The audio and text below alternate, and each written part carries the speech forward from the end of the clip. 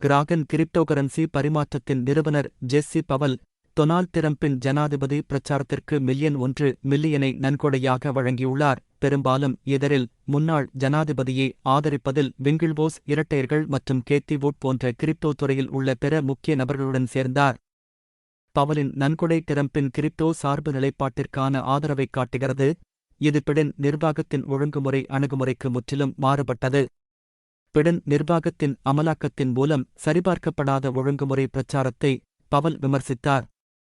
இது கிரிப்டோ துறையில் அமெரிக்காவின் போட்டித்தன்மையை பலவீனப்படுத்துவதாக அவர் நம்புகிறார். மறுபுறம், டிரம்ப் பிளாக்செயின் தொழில்நுட்பம் மற்றும் கிரிப்டோ சொத்துக்களுக்கான தனது ஆதரவில் குரல் கொடுத்து வருகிறார். பல்வேறு கிரிப்டோகரன்சிகளில் பிரச்சார நன்கொடைகளை கூட ஏற்றுக்கொள்கிறார்.